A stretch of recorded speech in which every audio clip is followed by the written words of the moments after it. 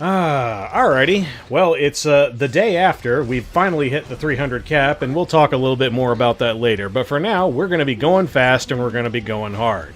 So hey, it's Sea Phantom Politis. Oh joy. Along with Urban Shadow Choux, and Navy Captain Landy. Team seems mega cancer. So what we're going to do is just say, I'm going to just cleave that shit. So we're going to go in with, Book on Edda. We're going to also go in with Bran, who's going to be on Silver Rain, so we're going to give attack buff to Edda. Then we're going to soul burn the S3, get utterly fucked by the 15% that is on the 85% chance to Death Break, and miss Death Break on 2 fucking units, because LOL, my life fucking sucks. Then we'll go in with Astromancer Elena, go in with her, do this attack, but that's mainly just to refresh the anti-counter attack buff so we don't get utterly fucking destroyed by the Navy Captain Landy. Go in with the Soul Burn on the Edda on the S2. Bam, that's some damage. Then we're going to go in one more time with the S3, and we're going to see if we can wipe this team off the fucking map. Almost. Almost. All we have left is an Urban Shadow Choux. One more hit, bam, it's dead. Now, moving on.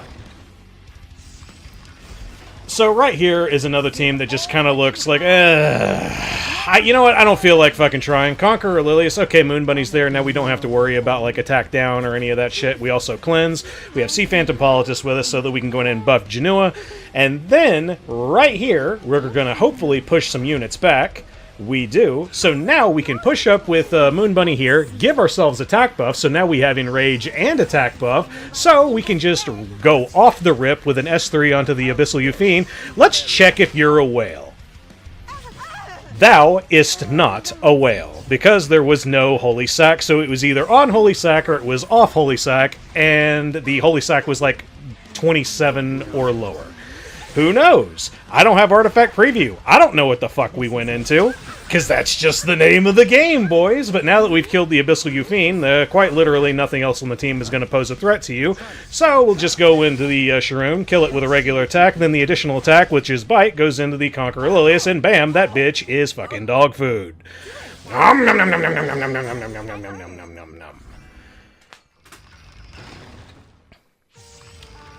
So right here is another fairly fucking annoying team. It's Ocean Breeze Luluca, Navy Captain Landy, and then an ae-KARINA. Easiest way that you can really deal with this to, like, not fucking care at all. Because, like, you can fight Navy Captain Landy with things like Martial Artist Ken. You can also fight it with just anything that can just do direct damage, stuff along those lines. But, like, you know what? Who's the king of doing pretty much direct-ass damage, and who also can take a lot of abuse? Well, let's go with Dark Corvus, because straight up, we're going into just pretty much death monsters and walls, pretty much. So, as long as we can survive the initial onslaught that's going to be coming out, which usually happens because they're somewhat built fast, bam, we survived that. Okay, now we'll just push up with the S2 right here. Shazams. Now, we're ripe and ready to kill. So, the biggest target that is probably the biggest problem is the Navy Captain Landy, because if you leave that alone, it can come back and bite you in the ass. Sure, it seems very, very tempting to leave her on the field, just in case, like, you know, she hits you, counters, salvos, things like that that can go into Dark Corvus. But that shit can get really dangerous, really fucking quick, if you don't have a means of stopping her focus or her fighting spirit game. Which, unfortunately, this team does not have a means of dealing with that. However, if you just go in with Dark Corvus, you'll just straight up one-tap her because they don't have Mitt. There's no way of, like, reducing the damage that she's going to be taking. Navy Captain Landy is usually not built, like, super thick anyway, and not that it's really going to matter because, you know, Devil's Descent also pierces defense anyway. But either way, we kill that, and then we also just so happen to get enough hits to hit Devil's Descent yet again. Now we can just straight up go into the ae-KARINA. Bam, now that's dead. All you have left now is Ocean Breeze Luluca. So, with just Ocean Breeze Luluca, now you are pretty much at full free reign to do whatever you please. Because we have Destina on the field, we can also revive on our turns, which we'll do right here. And then we're also going to speed things up just a tad, because like right here on the Dark Corvus's turn, we'll go about 20 turns later, and then we'll just straight up one-tap the Ocean Breeze Luluca, because there's nothing else to really see. She can't do anything to kill you, you have sustain, she does no damage, she's just an annoyance, so now you can just kill it. Hoorah! And now, onto the dreaded Molly, Ambitious Tywin, and Jenua team, which, once again, anytime I see this team, I really like to throw Politis, Celine, and really any other unit, in this particular case, Mediator Kawerik, because I have him on, oh wow, what the fuck was the name of it? It's the thing that, you know, boosts your CR boost, and it also gives you extra attack, because, yeah, Warhorn, yeah. God damn, I really actually legit forgot the name of that artifact. But yeah, I have him on Warhorn, because I also have him on Imprint Release, which gives me even more attack to my other 2 units, and because of that, I'm able to just pretty much cleave through, and Politis is on the Fairy Tale for a Nightmare, so that whenever Celine goes into Jenua, then the additional attack coming in from Politis will then kill the Jenua, then the extra damage going into Ambitious Tywin will kill him, and also this Politis is on a somewhat scuffed, like, crit damage set, but hey, it works out. And then following one more time is another Sea Phantom Politis and Jenua team. Except this time, it also has Navy Captain Landy. So, if that was if that was Abyssal Yufine, I would probably try the new strategy that like a lot of people have been trying, where it's like Sinful Angelica and 2 blue DPS. But because we're dealing with Navy Captain Landy, we have to deal with crit resist, and honestly, fuck that! So what we're going to do is do the exact same team that we did on the very first team, which is Ran, and then Edda, and then also Astromancer Elena. This way we don't get utterly, completely fucked by counterattacks from the Navy Captain Landy. And because of that, we just pretty much go in, and right here, we've already triggered Wild Dog Company, but we haven't triggered the Immortality yet, which, fortunately for us, the Edda is going to do that right up here, and then we're going to have 2 opportunities to pretty much shut him down. So right here on this one, I believe this reduces buff durations, because I saw the Immortality proc right there, and then it just kind of went away. So if that doesn't happen due to 15%, you have a second opportunity to stop him right here, because that is a stun. So, hey, the stun didn't happen there, but the Immortality strip happened there. We're good, and even if he survived, the only unit he would really kill at that point is going to be the Astromancer Elena, and we'd still be able to win. Now, right here is where we did a major fuck-up. So, there's 2 things in particular about this. So this is an Unbound Knight Arowell, which is on, like, middling F-res, so I got 15%ed right there, because I straight up stripped the barrier on my Shuna, but then I didn't put her to sleep or apply any attack downs.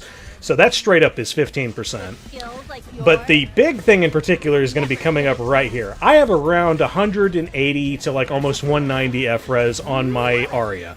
To make this 100%, all I had to do was just straight up sack the Shuna and then throw in a Silvertide Christie.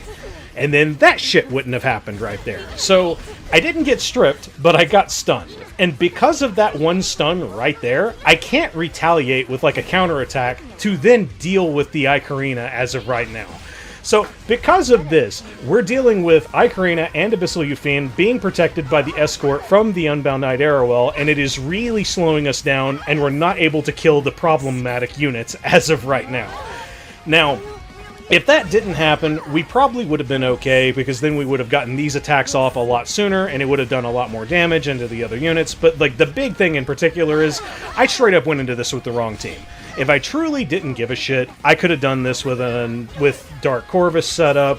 I could have done this with like some Spirit Eye Celine setup, as long as you don't get like, you know, absolutely blown the fuck out by the ae-KARINA bombs.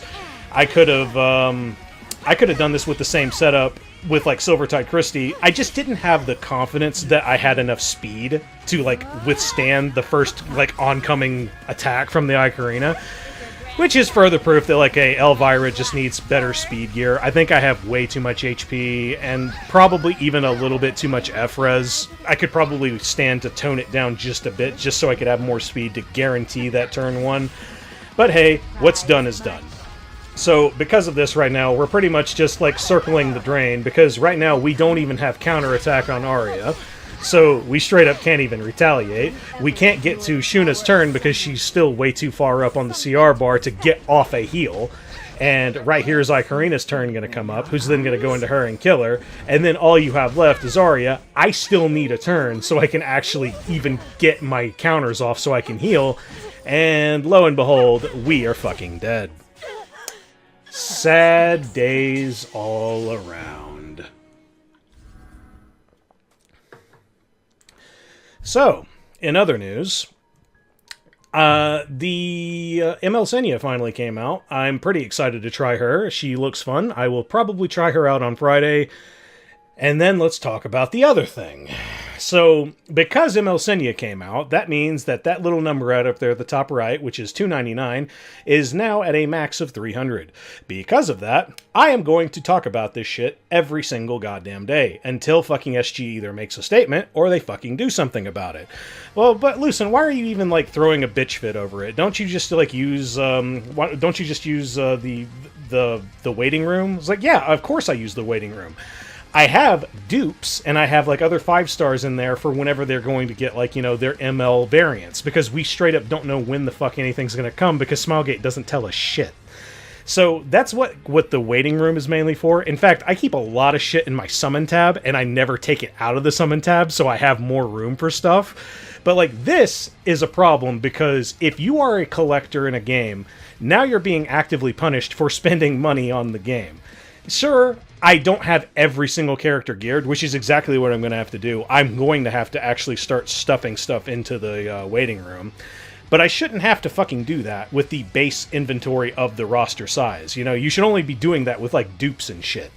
But either way, that's all I had to say on that front. Other news, tried Withering Waves. Withering Waves fucking sucks. But either way, if you like this content, hit that like button. If you like more of it, hit subscribe or something. I'm an idiot.